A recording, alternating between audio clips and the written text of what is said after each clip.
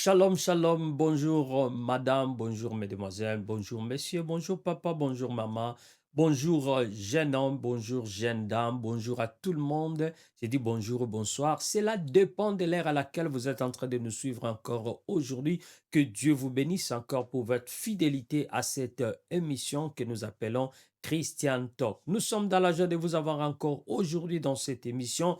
Christian Talk d'aujourd'hui parce qu'aujourd'hui encore c'est un jour nouveau et chaque jour qu'il y a un jour nouveau, vous savez qu'il y a quelque chose de nouvel, quelque chose de bon que l'Éternel fait pour vous. C'est pourquoi vous pouvez encore voir ces nouveaux jours. Ce nouveau jour, bien-aimé, il est pour vous. Ce nouveau jour, il est pour moi. Ce nouveau jour, il est pour nous tous. Dieu l'a fait pour nous. La Bible dit, voici le jour que l'Éternel a fait, qui sera pour nous un jour de joie, un jour d'allégresse. Nous savons que, bien-aimé, aujourd'hui sera encore un jour de joie. Nous sommes confiants parce que la parole de Dieu n'a jamais menti. Toujours que l'Éternel a fait pour nous, c'est toujours un jour de joie. Nous disons encore bienvenue dans cette émission. Nous disons encore merci à tous les abonnés de FM Télévision de partout au monde. Vous êtes en Europe, vous êtes en Amérique, vous êtes en Afrique, vous êtes en Océanie, en Australie, en Nouvelle-Zélande. Oh, partout vous nous suivez à ces moments, nous disons que l'Éternel vous bénisse.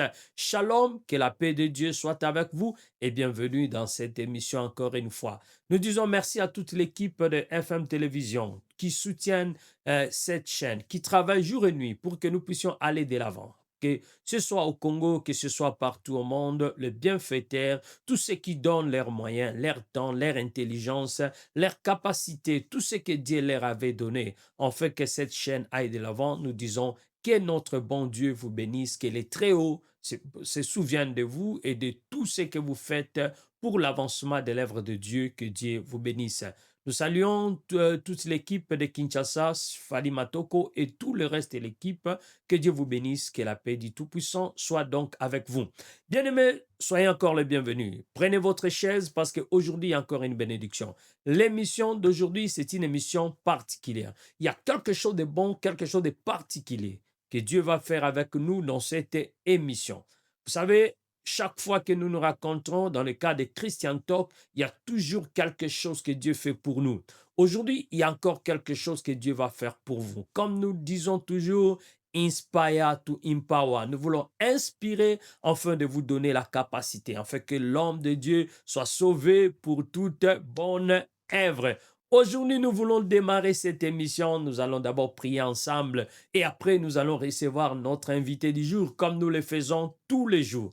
Et aujourd'hui, nous le ferons encore de la même façon. C'est pourquoi vous pouvez encore inviter quelqu'un. Vous pouvez partager cette émission. Vous pouvez vous abonner si vous ne l'avez jamais fait. Vous pouvez inviter quelqu'un. Vous pouvez partager avec quelqu'un. Question de partager la bonne nouvelle afin que quelqu'un soit sauvé, quelqu'un soit racheté, quelqu'un soit aidé, quelqu'un soit secouru parce que vous l'avez connecté à la bonne chaîne. La chaîne qui inspire, la chaîne qui donne la capacité, la chaîne qui nous donne la voix de Dieu. C'est pourquoi nous disons toujours FM télévision, des sounds, des living sounds, les sons de vie, les sons qui donnent l'espérance, la force. Aujourd'hui, bien-aimés, dans le Seigneur, nous serons bénis. Et je vais prier avec vous, puis nous allons commencer cette émission ensemble. Seigneur, merci pour ta grâce encore, pour l'opportunité, pour ce temps que tu nous accordes, que nous soyons au-devant de toi. Car sans toi, Seigneur, nous sommes rien. Et chaque fois que nous sommes connectés à toi, nous sommes connectés à notre source de force, source de sagesse, source de puissance. C'est pourquoi, bien-aimé, notre Père, le Dieu qui nous a aimés, tu nous aimes et tu nous montres toujours ton amour. C'est pourquoi nous voulons toujours être connectés avec toi. Et quand nous sommes connectés à toi, Seigneur, nous avons toujours la force, nous avons toujours la capacité. Permets à ce que pendant ce moment, dans cette émission, que nous soyons encore connectés à toi. Que ta grâce, ô Dieu, se révèle à nous et que ta puissance soit manifestée dans cette émission. Père, utilise ton serviteur, utilise cette chaîne, utilise chacun d'entre nous, afin que ta gloire se manifeste au milieu de nous. Dans le nom de Jésus, nous prions. Amen. Amen, bien-aimés, comme nous le disons, Zwana kakaki tifanda parce que les bonnes choses sont en train de venir. Sans plus tarder, je vais aller recevoir l'homme de Dieu. C'est lui que Dieu a oint pour cette émission aujourd'hui. Vous savez, dans Christian Talk, nous invitons toujours les hommes de Dieu remplis de l'esprit, remplis de puissance de Dieu, remplis de grâce et de sagesse, afin de nous conduire dans le bonne voie, le voie de Dieu, le voie de grâce, le voie d'inspiration, le voie du salut. Et je vous dis encore aujourd'hui, nous sommes bénis parce qu'il y a un homme de Dieu qui va nous conduire dans cette voie. Aujourd'hui, nous allons le recevoir, bien aimé, juste après cette petite pause. Bon, la technique a fait ses défauts, ça n'a pas.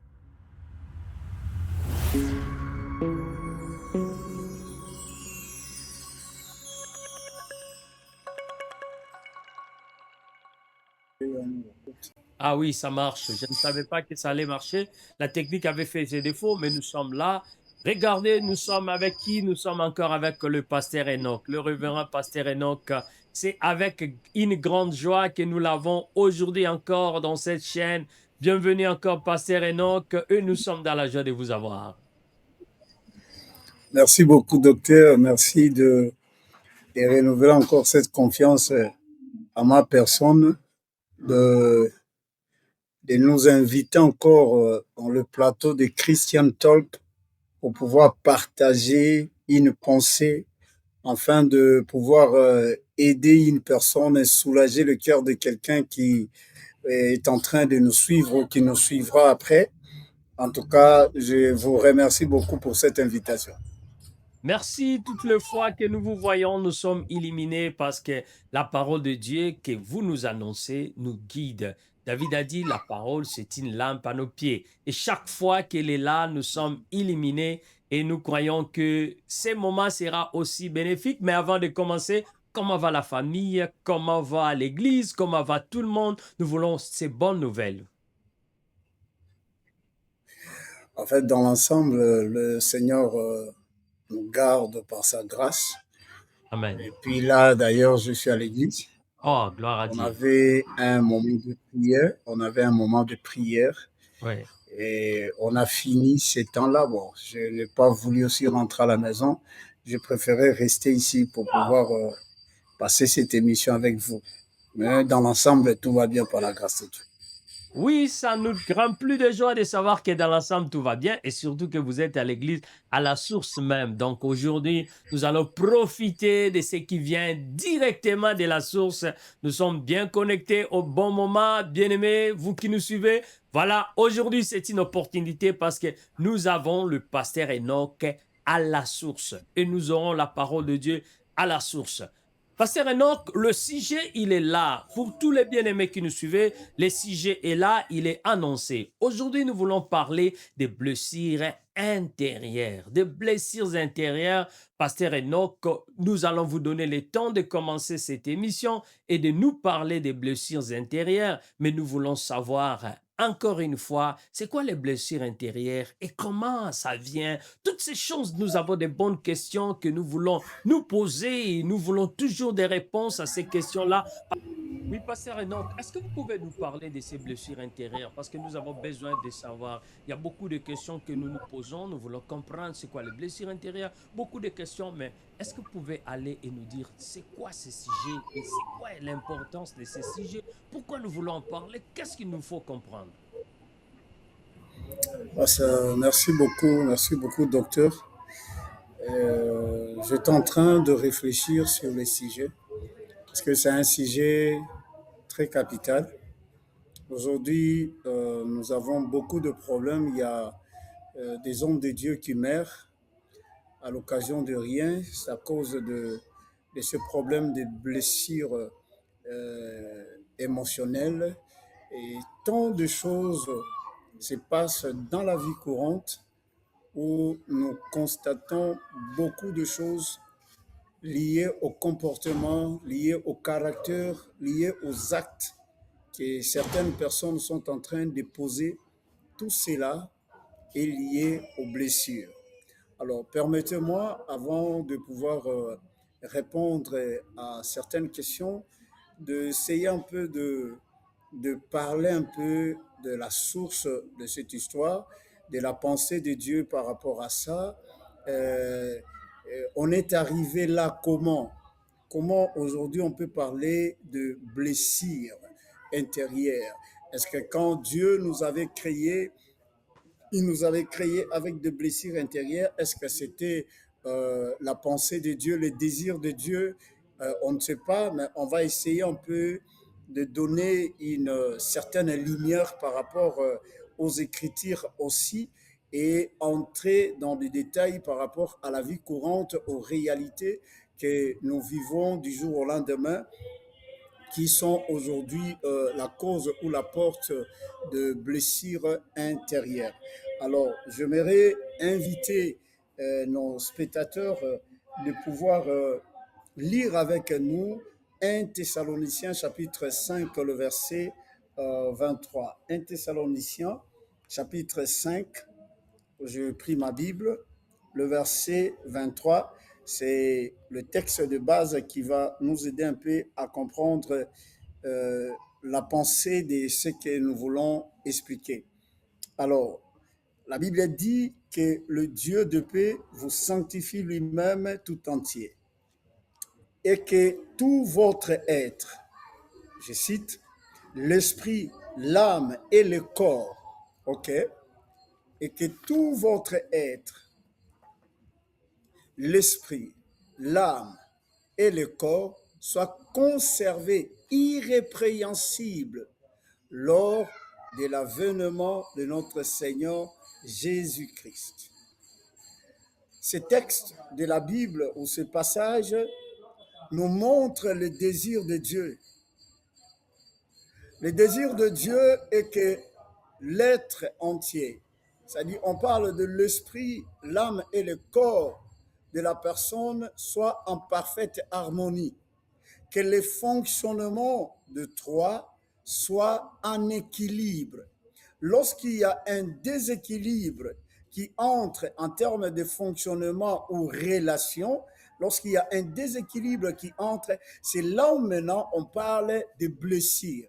Or, nous le savons bien, lorsqu'il y a le déséquilibre, nous avons aussi du mal à bien marcher, nous avons du mal à bien réfléchir, nous avons du mal à bien poser des actes parce qu'il y a un déséquilibre quelque part. Alors, le désir de Dieu est de guérir le parti blessé ou brisé de la vie de tout être humain.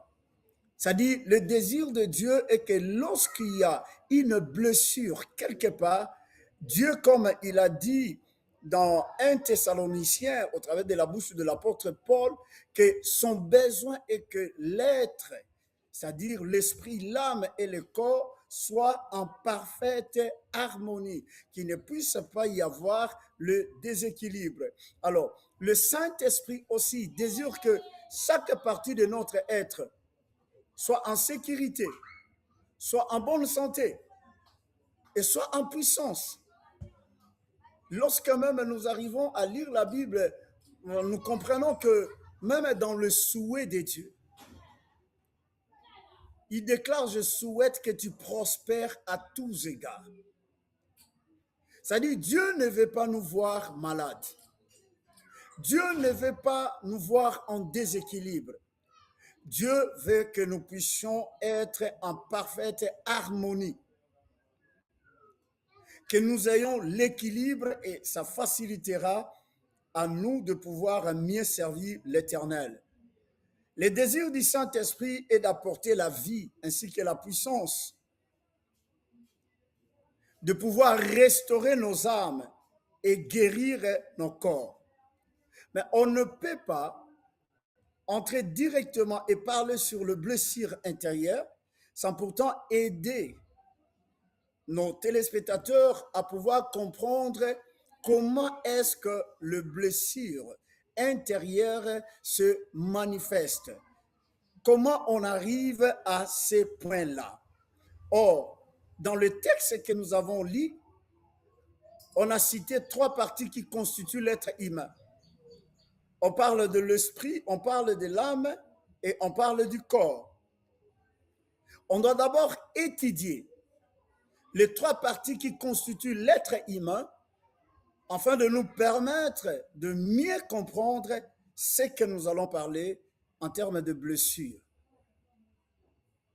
Alors, je vais aller un peu vite. L'esprit de la personne représente une relation verticale avec Dieu. Sans pourtant aller trop dans les détails, c'est-à-dire l'esprit de la personne représente une relation verticale avec Dieu. Ça permet à l'être humain de pouvoir communier avec Dieu qui est l'être suprême. L'âme de la personne représente une relation interne. Quand on parle d'une relation interne, c'est-à-dire cela est lié à la personnalité, cela est lié à l'ego de la personne, c'est-à-dire ça représente une relation qui n'est pas externe, mais qui est concentrée sur la personne elle-même. Et le corps représente une relation externe avec le monde. C'est par le corps que nous arrivons à découvrir le monde au travers des 5 sens. Nous arrivons à découvrir le monde et à comprendre ce qui se passe de gauche à droite, c'est par rapport au corps. Alors, il faut que chacune de ces parties soit en harmonie. Si seulement l'une est en déséquilibre avec les deux autres, c'est là où nous entrons dans notre sujet où on parle de la maladie émotionnelle ou le blessure intérieure. Chaque partie qui constitue l'être humain joue un rôle très capital. Et le rôle que la partie est en train de jouer, c'est pour le bien-être. C'est pour le bien-être. C'est-à-dire, quand on doit parler de l'esprit, en grec, on parle de pneuma. Et d'ailleurs, la médecine, c'est là même, on va parler de la pneumologie, hein, la maladie liée aux poumons, tout ça. La racine de ces mots-là vient de grec. Et nous avons également l'âme en grec qu'on appelle psyché, c'est-à-dire qui parle de la psychologie, c'est-à-dire toute maladie qui est liée à la réflexion, au raisonnement, tout ça, on parle de la psychologie. Et nous avons le corps en grec qu'on parle soma. Finalement, c'est-à-dire là-bas, on relie le mental et le physique, où on parle beaucoup plus de maladies psychosomatiques, c'est-à-dire on relie le mental et le physique. Alors, lorsqu'il y a un déséquilibre, que ce soit en termes de fonctionnement ou en termes de relations, lorsqu'il y a un déséquilibre, c'est alors que nous entrons dans ces cas de maladies qu'on appelle des maladies ou de blessures intérieures, parce que il y a un déséquilibre, il y a quelque chose qui ne fonctionne pas bien. Alors, il y a une relation, avant de pouvoir définir c'est quoi le blessure émotionnel, il y a une relation qui existe entre l'âme et le corps. Il y a une très bonne collaboration. On doit chercher à comprendre ça. Parce que quand on arrive à comprendre ce que nous sommes en train de poser comme fondement, ça va nous aider également lorsqu'on va commencer à décrire ou à détailler de blessures intérieures, ça va nous aider à comprendre cela. Alors, il y a une relation qui existe entre l'âme et le corps. Cela veut dire, je m'explique, notre corps reçoit l'information. L'âme ne reçoit pas l'information. C'est le corps qui arrive à recevoir l'information au travers des 5 sens. Ça peut être l'ouïe, l'odorat, ainsi de suite. Quand le corps reçoit cette information, l'information est perçue maintenant par l'âme. C'est l'âme maintenant qui va chercher à discerner. C'est l'âme maintenant qui va chercher à juger. C'est l'âme maintenant qui va chercher à interpréter et à comprendre le sens réel de l'information reçue. Maintenant, au travers de la compréhension du jugement ou de l'interprétation de l'âme, cela engage ou déclenche maintenant une réaction. C'est-à-dire la réaction vient de l'âme, mais se manifeste physiquement. C'est-à-dire le corps interprète maintenant la réaction de l'âme par rapport au jugement, à l'information que l'âme avait perçue venant du corps. C'est comme ça que on peut voir certaines personnes quand on l'ingire, elle a une réaction directe. Elle réagit directement parce que l'âme a perçu ou a reçu l'information communiquée par le corps. Maintenant, l'âme a commencé à analyser cette information. Est-ce que je dois gérer ça ou je dois directement réagir? Et si l'âme interprète mal l'information, alors la personne passe directement à l'action. Alors, laissez-moi aller très vite pour pouvoir, parce que nous aurons une place pour des questions, pour pouvoir définir le blessure émotionnel. Les blessures émotionnelles sont de marques profondes laissées dans l'intérieur de l'homme ou de l'être humain après une expérience douloureuse. C'est-à-dire, après avoir connu une expérience douloureuse, ça marque le cœur de la personne. Et cette marque-là continuera à détruire intérieurement la personne. Et on arrive, par là on appelle de blessure, c'est-à-dire la personne a été blessée. Nous arriverons quand on va commencer à citer les causes. La personne a été blessée par quelque chose, par une situation, et cette blessure-là a causé une douleur dans son cœur. Cette douleur étant tellement profonde, ça a été la cause de la blessure.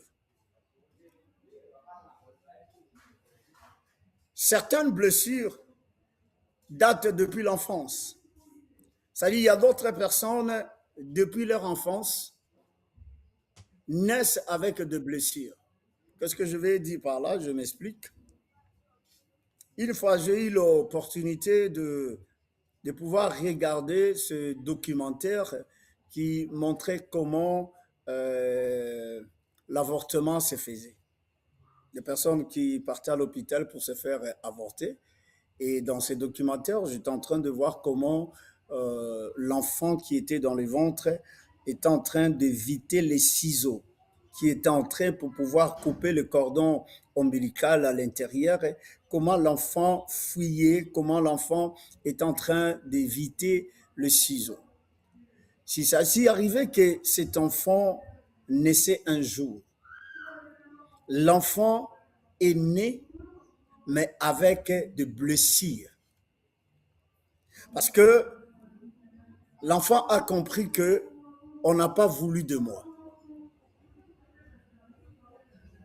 Et comme on n'a pas voulu de moi, moi aussi je dois me comporter de façon à le faire mal. Il y a de parents, de familles où on discute par rapport à la grossesse.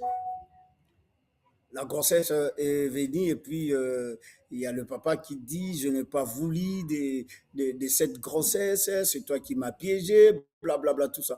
Pendant qu'on fait de tels échanges, de telles discussions, l'enfant qui est dans les ventres entend. Et cet enfant-là mémorise tout ce qui s'est dit, bien que le parent ne peut le voir, mais comme l'enfant est en connexion avec la maman, c'est-à-dire la tristesse de la maman affecte aussi l'esprit de l'enfant dans le ventre. Et c'est ce qui fait que quand des enfants pareils naissent, ils naissent déjà avec des blessures intérieures. Je passe. D'autres, leurs blessures viennent par des relations. Ça peut être une relation qui a été brisée. On ne s'attendait pas que la relation soit rompue à ce moment-là, mais cela est venu après beaucoup de projets qu'on avait déjà avec nous, tout ça. Et ça aussi, ça cause de blessures intérieures. Il y a aussi la famille, il y a d'autres blessures qui viennent de la famille, on va parler de ça. Il y a des blessures qui viennent également de l'Église. Il y a plusieurs personnes qui ont été blessées à l'Église à cause de leurs frères et sœurs par rapport aux réactions et aux comportements. Il y a des blessures qui viennent par rapport aux échecs de la vie. Il y a des blessures également qui viennent par rapport au traumatisme. Toutes ces choses-là sont à la base de blessures intérieures. C'est-à-dire, quand on parle de blessures intérieures, c'est quelque chose qui réside dans le cœur, mais qui n'est pas visible. Une personne physiquement qui est blessée, on peut facilement administrer de médicaments, on peut facilement soigner cette plaie et la traiter avec facilité. Mais par contre, une blessure intérieure n'a jamais été facile à être traitée parce que c'est quelque chose qui réside dans le cœur de la personne, à moins que la personne elle-même se décide d'être ouverte pour qu'on puisse traiter ou aider la personne à être guérie. Et c'est le cas dont je vais souligner maintenant. Il y a des personnes, il y a certaines personnes qui sourient. Ils sont en train de sourire extérieurement, mais dans leur être, dans l'intérieur, ces personnes-là sont détruites. Intérieurement, ils sont détruits. Lorsque vous regardez leur extérieur, ils communiquent la joie, mais à l'intérieur, c'est la mort, c'est la pourriture. Il y a des personnes qui portent des combats silencieux. C'est-à-dire, elle est en train de lutter en elle-même. Elle ne s'exprime pas par rapport à son combat, mais dans son intérieur, cette personne est détruite. Elle est en train de porter des combats silencieux. En public, ils peuvent sourire, mais pleurer en secret. Et d'ailleurs, j'étais en train de réfléchir sur l'histoire de Marie. J'étais en train de réfléchir sur l'histoire de Marie.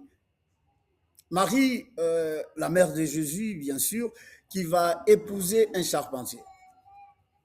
Si on doit réfléchir à notre temps actuel, c'est-à-dire un charpentier, bon, dans notre temps actuel au moins ça va quand même, un charpentier peut se retrouver, mais c'est par rapport au marché. Mais si on doit rentrer à l'époque de Jésus, c'est encore un peu compliqué. Marie qui a gardé sa virginité et il va se retrouver en face d'elle un charpentier. Or, dans la lignée de Jésus, comme Matthieu chapitre 1er est en train de nous le décrire, dans la lignée de Jésus, toutes les personnes qui sont sorties ou les ancêtres de Jésus-Christ étaient des personnes riches, étaient des personnes bénies. Mais lorsqu'on regarde la vie de Joseph, on ne voit pas vraiment la bénédiction.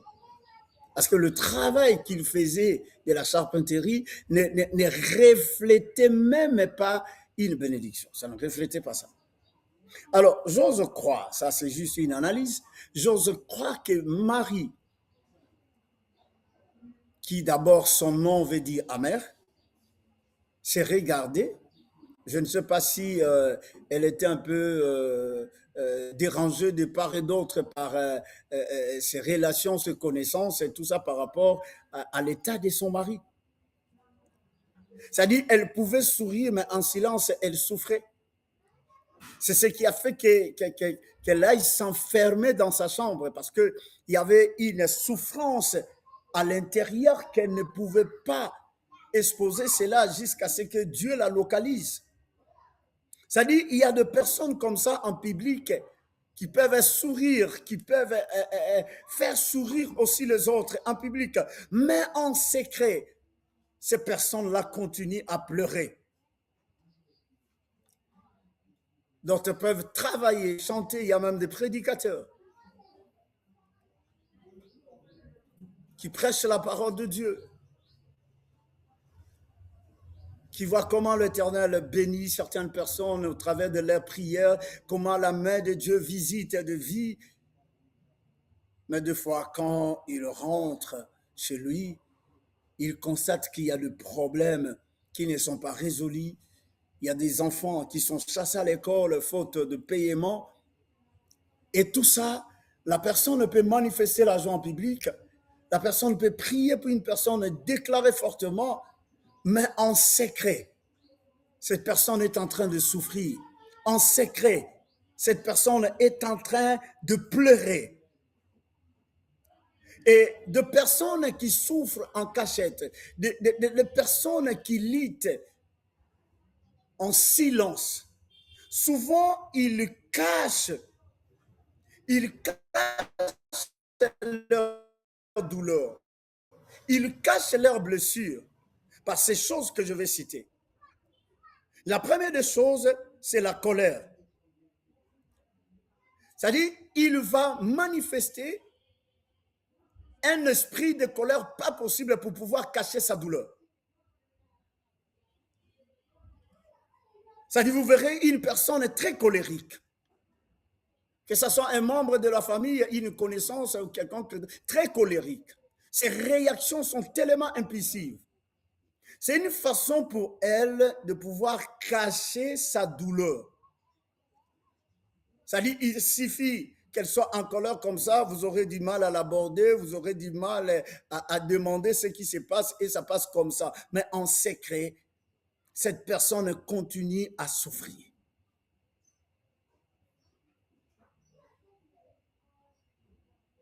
Il y a aussi l'orgueil. Il y a de ceux-là qui souffrent en silence. Pour que les gens ne découvrent pas leur douleur, ils manifestent de l'orgueil pour cacher leur rejet. Vous habitez avec quelqu'un, peut-être qui n'a pas beaucoup étudié, qui n'a pas assez de moyens, tout ça, mais vous sentez une dimension d'orgueil pas possible. Tout ça, il prend de l'orgueil comme une couverture pour pouvoir cacher son rejet.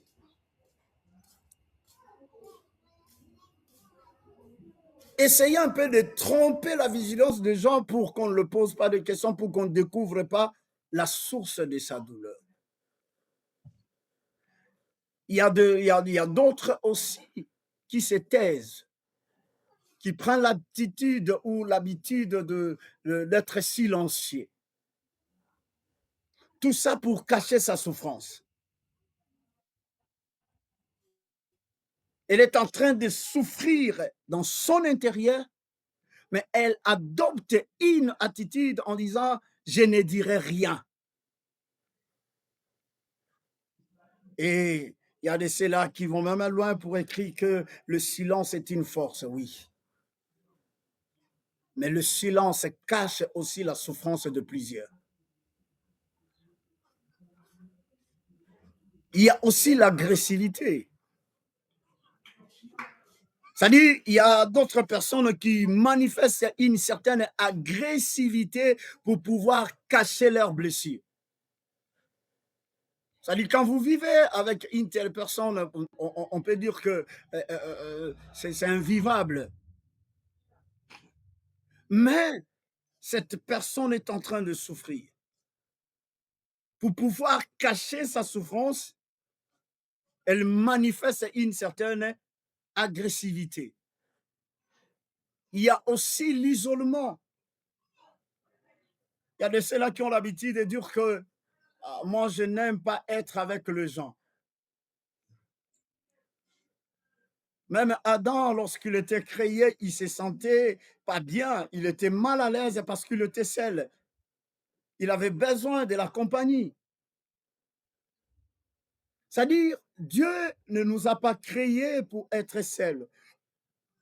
Mais Dieu nous a créés pour être accompagnés, pour avoir quelqu'un à côté de nous. Mais quand la personne se plaît avec l'isolement, c'est-à-dire il y a quelque chose qui dérange, il y a quelque chose qui traumatise l'esprit de la personne, ou soit une déception profonde, dans la personne et pour ne pas s'exposer à la honte, la personne s'isole. Il a l'habitude toujours de s'enfermer, il a l'habitude toujours de rester seul, de ne pas côtoyer les autres. Tout ça pourquoi? Parce qu'il se cache dans sa déception profonde. Et nous ne parlons pas de choses que nous sommes en train de vivre ou d'expérimenter comme ça, mais la Bible aussi nous en donne plusieurs exemples. Nous voyons le cas d'Anne. Anne est en train de pleurer en silence. Chaque fois que Pénina l'a mortifiée, chaque fois que Pénina lançait des injures, même si Anne ne réagissait pas, même si elle ne répondait pas, c'est seulement à Silo qu'on a compris que Anne souffrait en silence. Dans la présence de Dieu, elle a commencé à pleurer. Dans la présence de Dieu, elle ne savait plus quoi dire. Elle ne faisait que remuer ses lèvres. Et quand le sacrificateur Élie s'approche d'elle, elle réagit en disant, c'est la douleur qui ronge mon âme, c'est la douleur qui ronge mon cœur. Mais en aucun jour, elle a eu le temps de répondre à Pénina.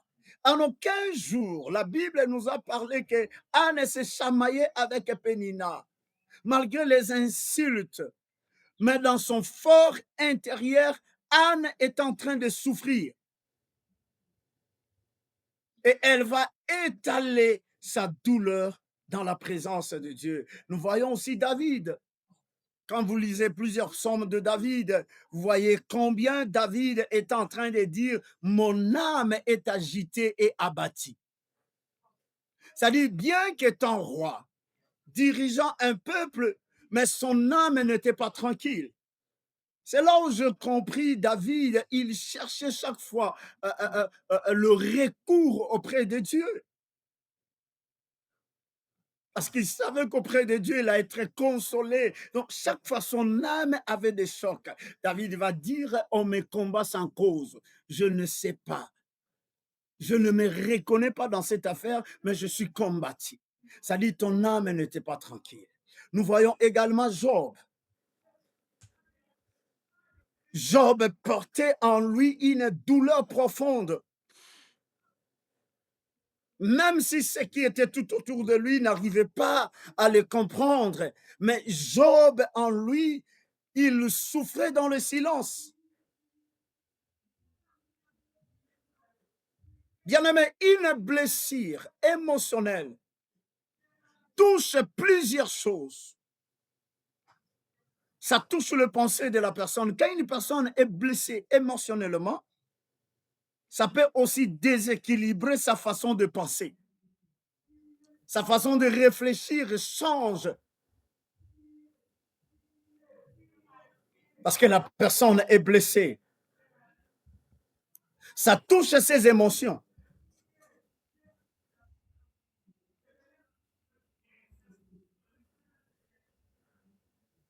Le blessure intérieur touche les émotions de plusieurs personnes. C'est pourquoi vous voyez, il y a d'autres personnes, par leur façon de réagir, par leur façon de poser des actes, vous posez des questions, mais est-ce qu'il réfléchit par rapport à ce qu'il fait? Non.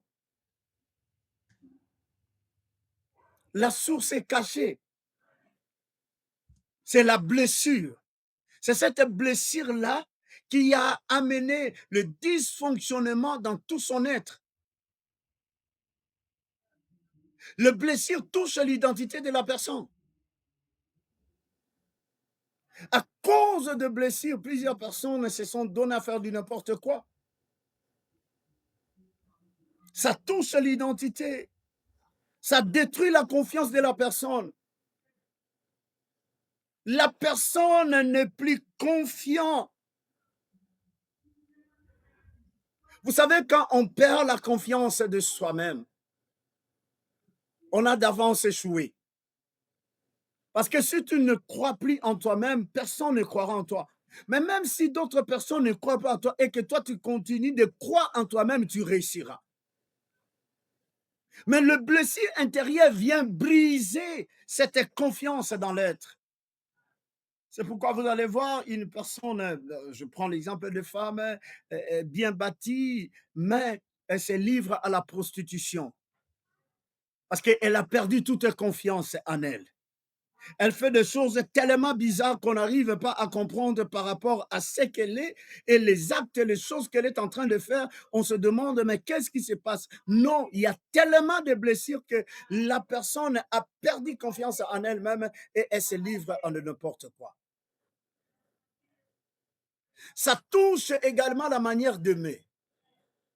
Plusieurs personnes ont perdu cette manière-là d'aimer à cause de blessures intérieures. Tellement de chocs, de chocs, de chocs. Les chocs ont endurci leur cœur, les chocs ont changé leur façon d'aimer et ils commencent à faire des choses pour blesser les autres. Il n'y a plus l'amour. Le blessure touche même à la relation avec Dieu et les autres. Une personne blessée, même sa vie de prière change.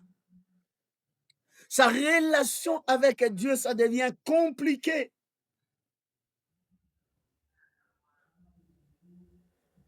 On peut voir l'exemple de Joseph, rejeté et vendu par ses frères. On peut voir, c'est-à-dire sa relation avec les autres était devenue compliquée. Parce que dans la suite de temps, nous connaissons l'histoire. Si Joseph ne souffrait pas, il n'allait pas rappeler à ses frères ce qu'il avait fait dans le passé et ce que Dieu a fait de lui aujourd'hui. C'est-à-dire, même quand il était dans la prison, il ne cessait de dire, si je suis en ce lieu, la faute revient à mes frères, parce qu'ils m'avaient rejeté, parce qu'ils m'avaient vendu. S'il n'avait pas eu à faire tout ça, aujourd'hui, je serais peut-être dans la maison de mon père, en ignorant aussi que c'était le parcours, c'était la voie de Dieu. Nous voyons également Pierre. Pierre aussi a eu à souffrir. Pierre a eu à souffrir. Quand il a eu à régner le Seigneur Jésus-Christ, c'était pas facile pour lui de pouvoir encore se reconstituer. C'était pas facile. De voir celui-là qui ne cessait de te dire, c'est pas l'eau et le sang qui t'ont révélé ces choses. De voir celui-là qui t'a dit, tu es Pierre et sur cette pierre, je bâtirai mon église. Et ce jour-là, tu l'as renié. C'était pas facile. Je suis en train de partir très vite pour qu'on passe au moment des questions, parce que les questions aussi, ça va nous aider un peu à élargir la pensée. Or, le blessure émotionnel ou le blessure intérieur ne viennent pas comme ça. Il y a toujours une cause. Et peut-être que je vais parler de un ou deux et on va entrer, je vais encore dire au docteur et on va entrer dans des questions-réponses. La souffrance intérieure, la douleur intérieure qui a influencé la pensée, les émotions, l'identité, la confiance, la manière d'aimer, la relation avec Dieu de plusieurs personnes a été causée par quelque chose.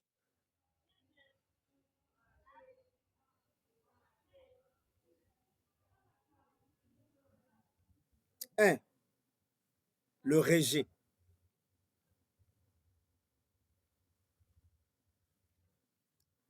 Le rejet est l'une des blessures. Je dis bien, j'insiste.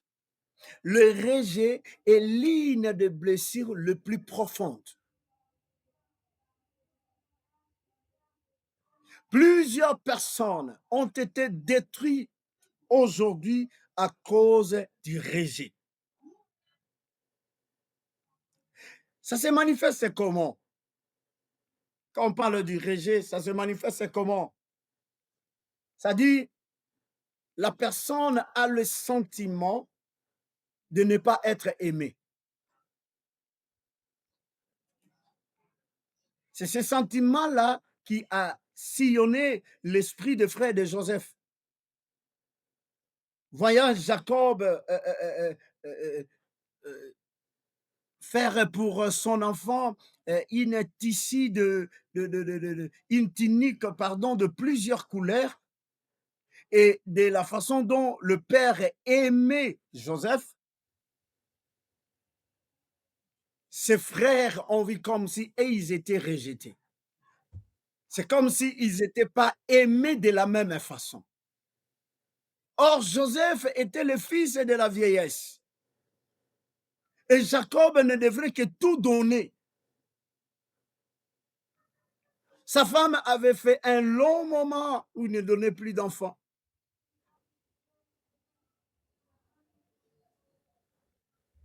Quand on se sent ne pas être aimé par rapport aux autres, on vit dans le rejet et ce rejet-là prend possession de l'âme de la personne et ça commencera à détruire la personne de l'intérieur.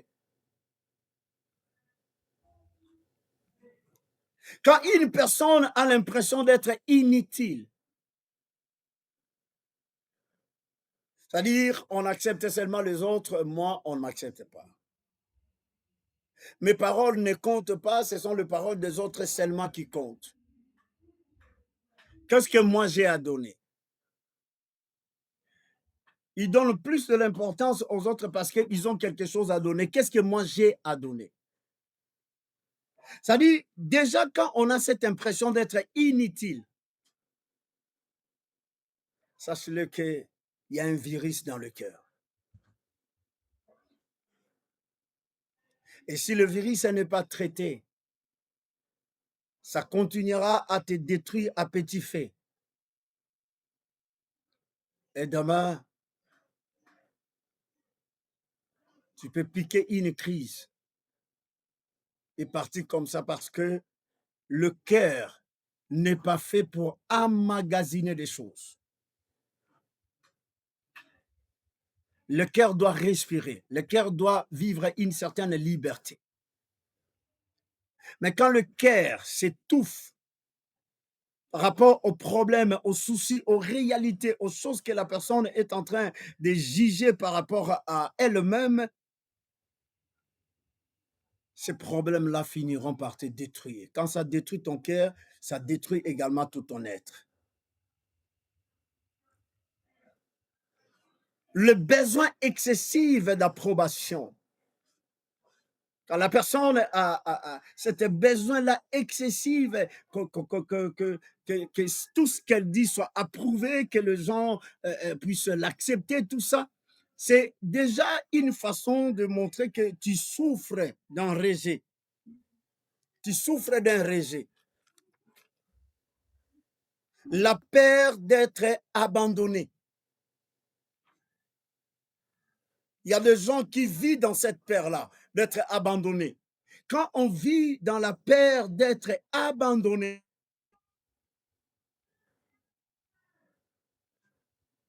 c'est-à-dire, il y a déjà le blessure. Or, le rejet peut naviguer de plusieurs façons.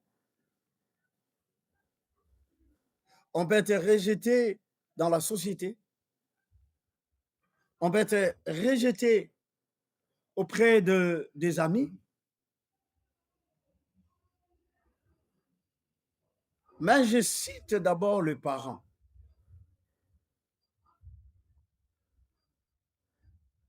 La cause majeure du rejet dans la vie de plusieurs personnes, ce sont les parents. Nous, le parent. Plusieurs enfants souffrent à cause de fautes et de manque de leurs parents. Je crois peut-être qu'on va se limiter ici et puis qu'on entre dans des questions-réponses. Éphésiens chapitre 6, sur le verset 4, elle nous dit ceci, je lis. Et vous, pères, n'irritez pas vos enfants, mais élevez-les en les corrigeant et en les instruisant selon le Seigneur. La Bible dit, n'irritez pas vos enfants.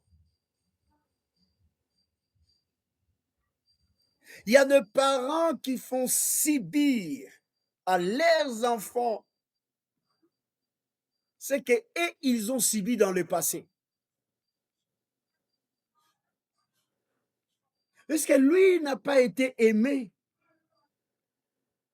Il fait subir aussi le même châtiment à son enfant ou à ses enfants. La façon dont il était traité, il le fait de même à ses enfants.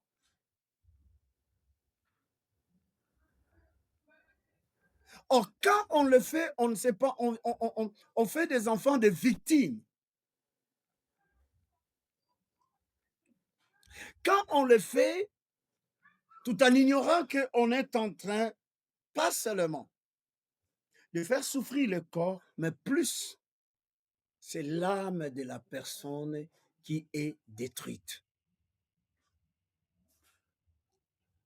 C'est pourquoi vous verrez aujourd'hui, il y a plusieurs enfants qui n'ont pas expérimenté la guérison et qui ont grandi avec ces blessures et se sont dit, moi je n'aiderai personne.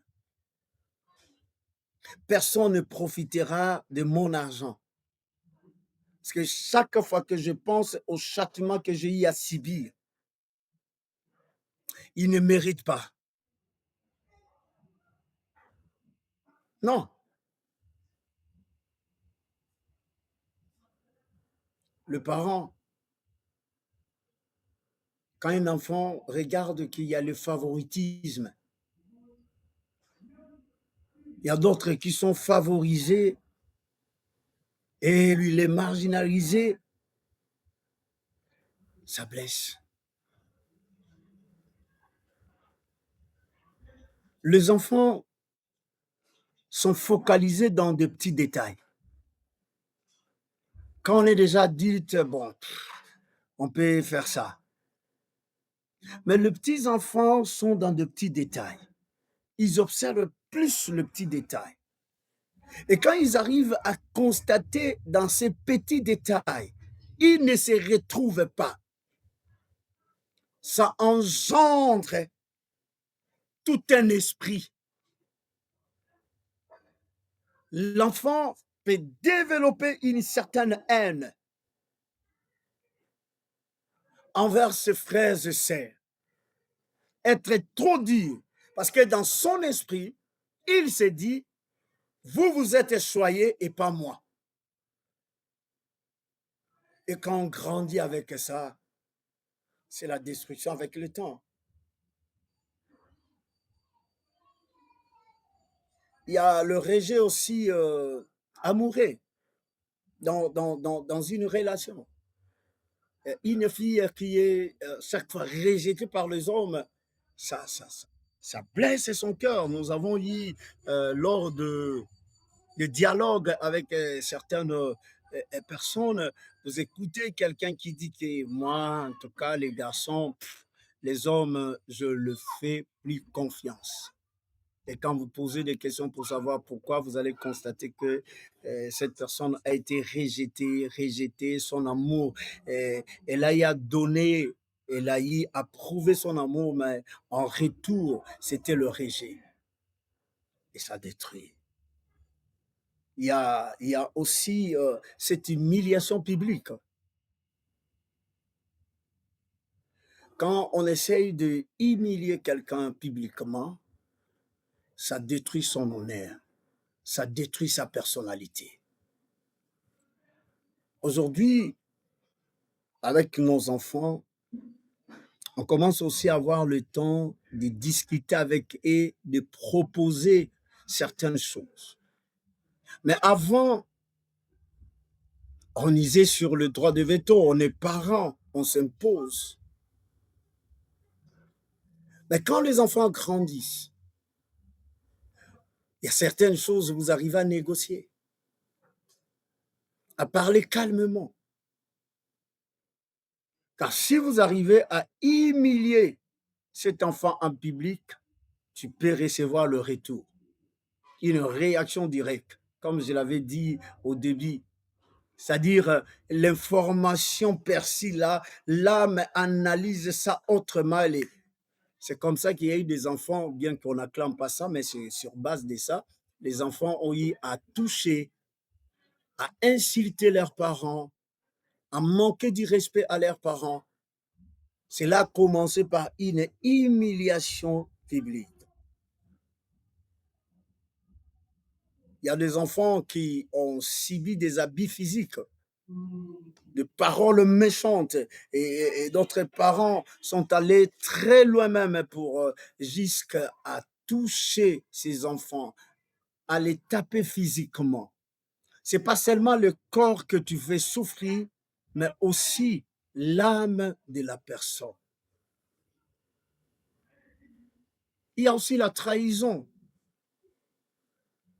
Quand on se sent trahi, on est blessé. Quand une personne se sent trahie,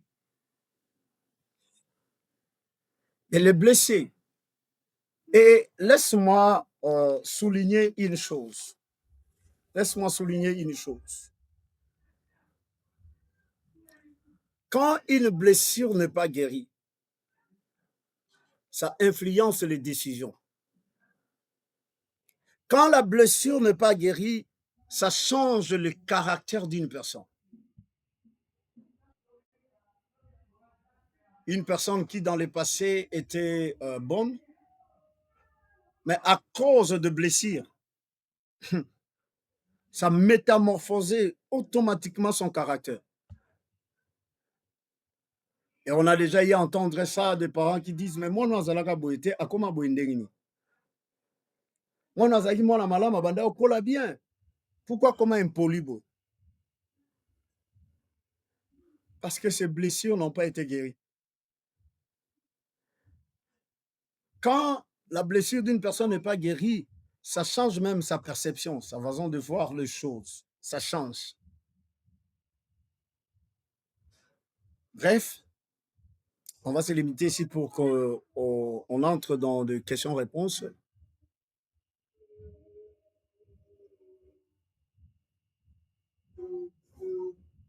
Les blessures intérieures peuvent être guéries. Docteur, à vous la parole.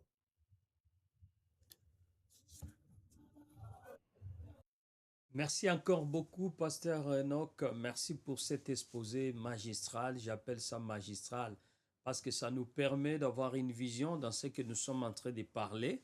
J'aurais juste quelques questions avant que nous puissions clôturer parce que le temps nous presse déjà. Mais j'aurais juste quelques questions seulement et puis nous allons continuer et terminer parce que cette émission, vraiment, elle est importante et ce sujet, il est très important est très essentiel d'ailleurs. Et je pense que nous allons les continuer la fois prochaine si Dieu nous donne grâce. Mais pour aujourd'hui, quand même, j'aurai quelques questions seulement à poser. On peut faire même 2, 3 séances dans ces sujets parce qu'il est important. Je voulais revenir dans des questions ou 3 questions si vous me permettez.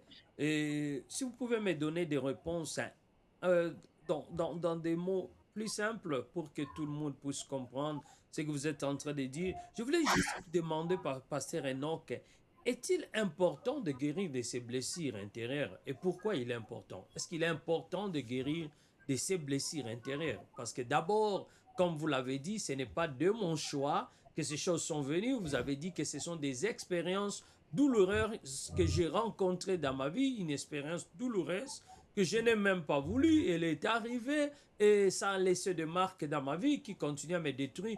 Est-ce qu'il est important que je guérisse de ça ou je peux rester quand même comme ça? Oui, docteur, c'est important. Parce Pourquoi c'est que ça? si on n'est pas guéri, c'est comme je viens de le dire là, ça va influencer des décisions, ça va influencer le caractère de la personne, ça va déformer sa perception. Donc Hmm. c'est important que la personne soit guérie de blessures intérieures. C'est important. C'est d'ailleurs inévitable. D'accord. Mais est-ce qu'on peut avoir le blessures intérieures?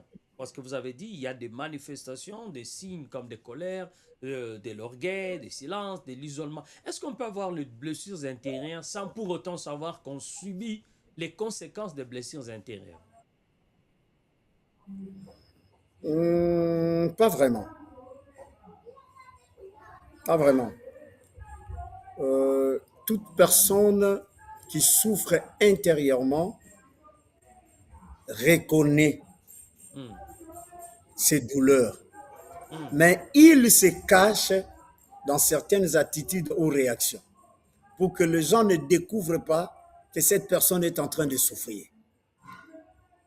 Il a quelque chose qu'il reconnaît parce que, comme je l'avais dit là, qu'il y a de ceux-là qui souffrent dans le silence. hmm. C'est-à-dire en public, il peut manifester la joie, il peut être bien avec les gens, mais lorsqu'il rentre chez lui dans les secrets, c'est la douleur qui se manifeste. Donc Hmm. toute personne qui souffre intérieurement, c'est que il y a des blessures. C'est sur base de ces blessures-là que les gens ont eu à prendre des décisions. C'est sur base de ces blessures-là que les gens, comme on avait dit là, d'autres se sont cachés dans certaines attitudes, la colère, l'orgueil et tout ça, pour essayer un peu de camoufler ces blessures pour que les gens n'arrivent pas à découvrir ça. OK. Merci beaucoup pour cette réponse, Pasteur Enoch. Donc, tout celui qui souffre de blessures intérieures est conscient qu'il est en train de souffrir de blessures intérieures. Mais une question de curiosité, Pasteur intérieur. Vous savez, les expériences malheureuses, douloureuses, nous pouvons toujours les rencontrer dans la vie. Y a-t-il moyen d'éviter des blessures intérieures? Je n'ai pas bien saisi parce que ça bégait un peu. Oui, oui, je disais, les expériences malheureuses font partie de la vie. D'un moment à l'autre, d'un jour à l'autre, on peut rencontrer des expériences douloureuses. Mais est-ce qu'un homme, Ouais. parce que nous voyons déjà des conséquences comme vous venez de les présenter, est-ce qu'un homme peut éviter des blessures intérieures? Bon, dire éviter, c'est un peu compliqué Hmm, parce que personne ne prévoit ça. hmm, Ça peut arriver à tout moment. hmm, Une déception peut venir à tout moment. hmm, Donc, c'est difficile d'éviter des blessures intérieures. C'est difficile. hmm. Mais peut-être la question est, quand ces blessures arrivent, qu'est-ce qu'il faut faire pour pouvoir s'en sortir? Ah, merci beaucoup. Merci beaucoup pour cette Parce que, réponse. Elle est vraiment allez-y, allez-y. capitale, elle est vraiment capitale parce que euh, je sais que tout le monde ne souffre pas de la même façon.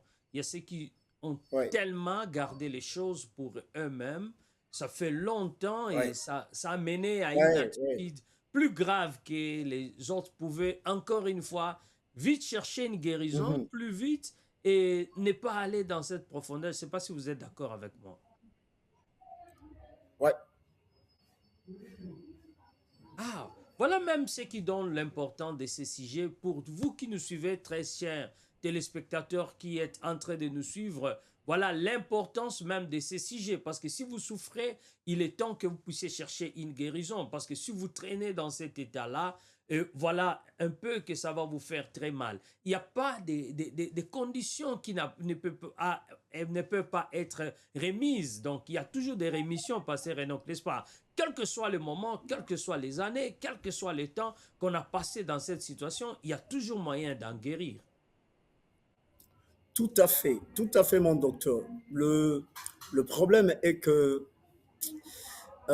les gens se résignent trop Hmm, parce qu'ils se disent est-ce qu'il y a-t-il quelqu'un de confiance? hmm, Y a-t-il quelqu'un qui peut m'écouter, comprendre ma douleur et m'aider? On ne donne pas assez de temps à ceux-là qui souffrent parce que la personne qui souffre a besoin de s'exprimer. hmm, Mais parce que s'exprimer d'abord, c'est déjà une voie de la délivrance.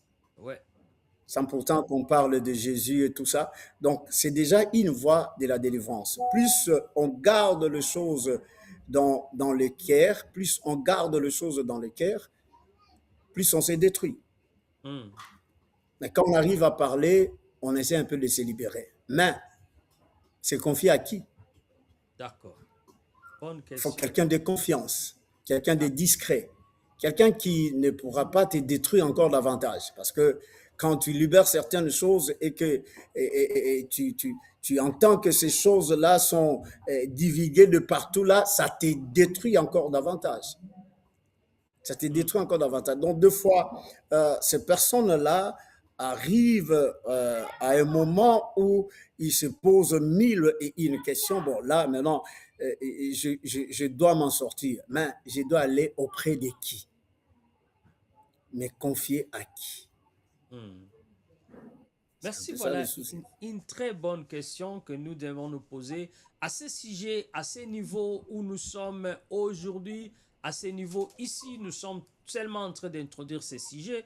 Nous avons exploité les blessures intérieures, c'est quoi, comment elles viennent et qu'est-ce que ça peut faire dans notre vie. Nous ne sommes pas encore entrés dans le vif pour aller chercher la guérison, mais à ce niveau, bien aimé dans le Seigneur, ça vous invite à ne pas manquer notre prochaine émission où nous allons commencer à voir comment guérir de ces blessures. Aujourd'hui, c'était justement vous annoncer que voilà, c'est un danger. Voilà, il y a des choses qui peuvent en venir. Voilà, il y a des problèmes dans cette situation-là et il faut chercher la voie de la guérison. Je suis sûr, je ne suis pas encore dans le cœur ou la tête du pasteur Enoch pour vous dire comment ça va se passer, mais je sais qu'au cours de cette émission, on va exploiter le voie de la guérison. Et je suis sûr, bien-aimé dans le Seigneur, et je peux le confirmer par le Saint-Esprit de Dieu, qu'à la fin de ces émissions, si vous suivez jusqu'à la fin, il y aura une guérison pour vous.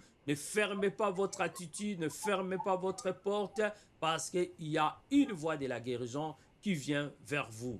Voilà, aujourd'hui, nous sommes seulement en train d'introduire le sujet et de montrer les dangers qu'il y a et bientôt, très bientôt, prochainement, nous allons entrer dans la guérison, des conseils pratiques, des choses à faire pour être guéri de cette blessure intérieure, n'est-ce pas, Pasteur Enoch? Tout à fait, docteur, je suis d'accord avec vous et nous croyons que le Seigneur nous fera grâce prochainement et quand nous aurons encore à exposer ces sujets, nous allons montrer le voie par lequel la personne peut être guérie et puis comment aider la personne, quel conseil, que doit-il faire. Nous allons essayer un peu de parler de tout ça et je sais que ce moment aidera une personne à pouvoir se retrouver et à avoir encore de l'espoir parce que le désir de Dieu est que nous soyons vraiment en bonne santé. Ça, c'est la volonté de Dieu. Merci, Pasteur Enoch. Votre mot pour l'émission d'aujourd'hui. Que dire à nos téléspectateurs qui nous ont suivis jusque-là? En tout cas, peu importe la profondeur de la blessure, l'histoire ne se termine pas par là. Hmm. Tout peut changer. Il y a Amen. un Dieu d'espoir. Il y Amen. a un Dieu qui est capable de changer des données. Personne n'avait cru que Job, un jour, il pouvait encore être rétabli dans sa gloire. Hmm. Mais Dieu existant, l'histoire de Job a été encore réécrite autrement. Donc, je suis en train d'exhorter une personne de ne pas perdre confiance. Premièrement, d'avoir confiance en Dieu et de poser le problème à Dieu par la voie de la prière, de croire encore que puisque Dieu te garde encore en vie, c'est-à-dire ça peut encore changer. Ça peut encore changer. Voilà un peu. Oui, bien-aimé dans le Seigneur, sans pour autant présenter votre nom ou tout quoi que, vous pouvez vraiment commenter dans cette émission et dire quelque chose qui va nous aider, qui va aider ceux qui vont suivre cette émission. Mettez votre quelque chose dans les commentaires pour encourager, pour donner la force à ceux qui souffrent maintenant. Pasteur Enoch, nous sentons que nous avons besoin de la prière. Nous avons besoin de la prière à cette étape parce que nous sentons que vraiment nous portons ce fardeau, mais à un moment donné, nous devons nous décider de nous en débarrasser. Mais cela ne vient que par le secours d'en haut. Est-ce qu'il y a moyen de prier avec nous? Ouais, il y a moyen de prier. Nous allons prier. Seigneur, David a déclaré, mon âme est abattue au-dedans de moi. Mais la force de David ne résidait pas auprès de ses femmes, mais la force de David résidait auprès de toi. Seigneur, ma prière est que tu puisses fortifier une âme qui pleure dans le secret, qui ne sait auprès de qui se confier, exposer les problèmes. Seigneur, de la même façon, Marie ne savait quoi dire, ni à ses parents. Mais Seigneur, toi, tu as vu la douleur dans son cœur et tu es venu pour redonner encore la joie. Je me rappelle quand il parlait avec Élisabeth en disant, on m'appellera la bienheureuse de génération en génération. Seigneur, c'est toi qui sais donner encore la joie dans le cœur de ceux-là qui sont attristés, abattus. La veuve de Naïn avait un cœur brisé, abattu.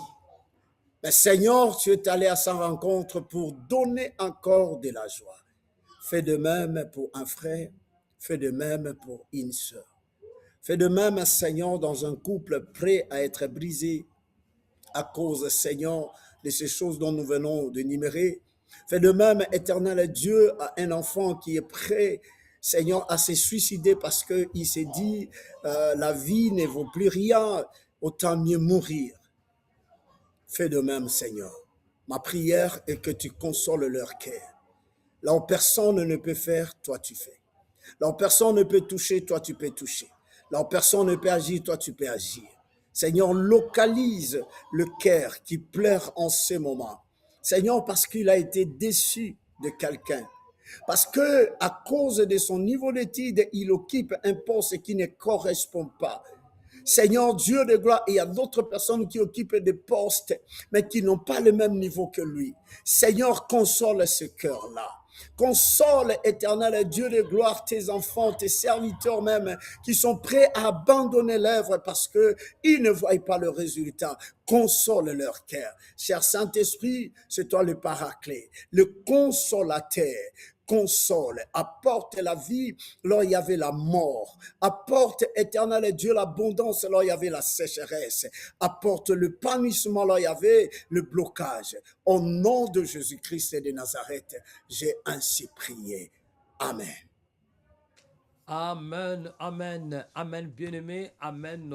Nous disons amen parce que nous croyons à Dieu. Nous croyons à sa puissance, nous croyons à sa parole. Nous croyons que tout ce qu'il a dit arrivera. Et je suis sûr que ça arrivera dans votre vie. Que la paix de Dieu, c'est ce que l'apôtre Paul voulait toujours, que la paix de Dieu qui surpasse tout entendement garde votre être, votre âme, votre esprit, que vous soyez gardés par la paix de Dieu. Et je sais que si la paix de Dieu est avec vous, c'est ça la voie qui va vous aider dans votre marche vers la guérison de votre âme, la guérison de votre intérieur. Merci bien-aimés dans le Seigneur. Le sujet, nous l'avons commencé aujourd'hui, mais nous allons continuer la fois prochaine. Nous étions en train de parler sur la guérison de blessures intérieures. Je crois que vous serez des nôtres dans notre prochaine émission, mais aussi n'oubliez pas de partager avec quelqu'un qui souffre, avec quelqu'un qui a des difficultés, avec quelqu'un qui a des problèmes, avec quelqu'un qui a besoin de secours. Tu peux sauver une âme bien-aimée et tu peux aussi participer à cette œuvre en partageant cette émission avec quelqu'un pour l'aider dans sa marche, pour l'aider dans sa vie, pour l'aider dans sa famille et dans son couple. Nous voici arrivés à la fin de cette émission. Elle a été longue, mais je sais que c'était important parce que c'était pour la guérison de notre âme et pour notre salut. Merci de l'avoir suivi, merci d'avoir été avec nous du début à la fin et je sais que je vous verrai la fois prochaine. Jusque-là, que la paix de Christ soit avec vous jusqu'à la fois prochaine. Nous vous disons bye.